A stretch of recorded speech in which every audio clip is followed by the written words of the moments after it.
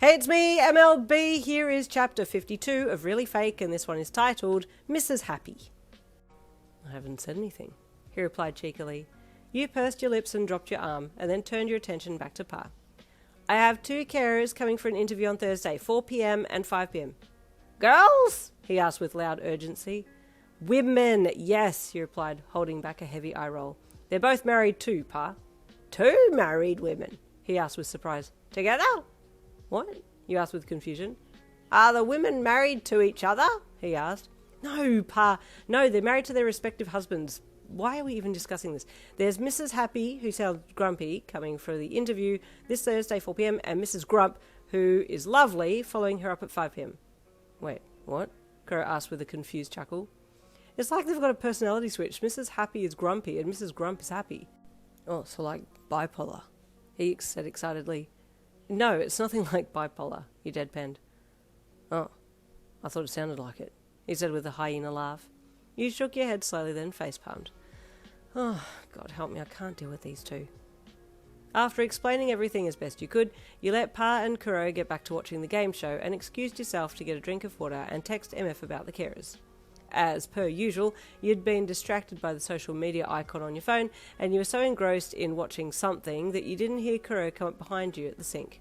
It was only his arms wrapping around you from behind that you were alerted to his presence, and you gasped loudly and promptly dropped your phone into the sink, the loud clattering sound of it making you jump again. Whoa, he chuckled, still with arms around you as he waited for you to retrieve your phone, watching it slide around the bottom of the sink as you desperately grabbed for it. You look like a raccoon fishing for something. You scared me, you giraffe, you huffed, finally getting your phone and pouting as he hunched down and plopped his chin on your head. Oh, come on now, short-stack. Surely you heard me coming, he jeered. No, you and your long-ass legs could stretch from the lounge door to here in 1 step anyway, you retorted. Does it take you 50 steps, then? He teased. You're such an ass, you chuckled, putting your phone down on the bench and reaching your hands up above your head to squish his cheeks together. So, his lips bubbled out like a fish as he spoke, with your hands smushing his cheeks inwards, his words being slurred a little. No date this weekend. I want to go to this place. You were firm and unwavering in your reply. Sounds good, he mused, cheeks still squished as most of his words were mouthed by his lips alone. What if we went to get to the food markets on Sunday afternoon and then had dinner under the fairy light trees in the town gardens? You thought about it for a second and then nodded, still holding his cheeks in your hands. Okay, he replied. Good, he said as he lifted his head up to a lofty height and then lifted you off the ground. Put me down, you titan, you screeched. I left my phone behind. You wailed like you had lost a loved one as he turned away from the bench and headed for the lounge again. Phone is lost now, and plus, you're my snuggle, so I can't put you down till we get to the lounge. No, you pouted, wriggling to get out. You think that'll work? Cute, he mused, carrying you easily back into the lounge room and sitting you down in his lap next to Pa. You looked over at Pa, who was fast asleep, and grinned. He's out. So kiss me then, Kuroo leered, grabbing your cheeks and turning your face to his so that you could have a make-out session while Pa snored beside you both. It was Thursday, 3:50 p.m, and you were home and in something nice for the interview as you were waiting with Pa in the lounge room. She should be here soon, you said to Pa, nervously, rubbing your palms on your thighs. Oh, why the heck am I doing this? I hate talking to people. The doorbell rang and you jumped up to get it. Stay there, I'll be back, you placated Pa, with palms towards him as if to stop him from moving. What am I saying? You can't even move from there anyway. You marched to the door and pulled it open, plastering a fake smile on your face at the old biddy who was standing there with the most on-point resting bitch face you'd ever seen.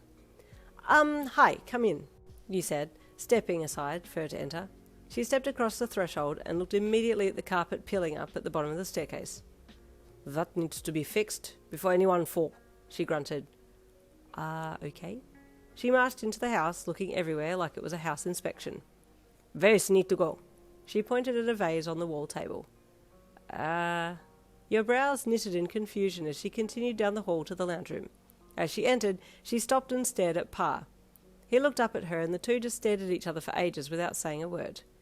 Do you like cabbages? He finally asked. My family grew Savoy cabbages in Germany, Mrs. Happy replied bluntly. They are best cabbage. Dang, pussy's been pissing in mine, Pa growled. I ought to get out there and keep making cages. How will you make cage when you can't use your arm, silly man? She snapped. Oh my god. The mortified look on your face went unnoticed by both Mrs. Happy and Pa. She literally straight up walked in here, dissed the house, then picked a fight with Pa and called him stupid. Pa grunted, and Mrs. Happy turned to walk out of the room. You let her go, and then swiftly sidled up to Pa. I am so sorry, Pa. I'll tell her to go. That was so rude of her to say. Oh, I like her, Pa said, still looking in the direction that she had walked. She'll make a good carer for me. But Pa, she called you a silly man, and she doesn't even know your name yet. I don't even know what my name is half the time, Pa replied. I like her. She's got spunk. Wow, okay, alright, let's just interview Mrs. Grump as well, and then you can make a decision, okay? You said with a vexed sigh.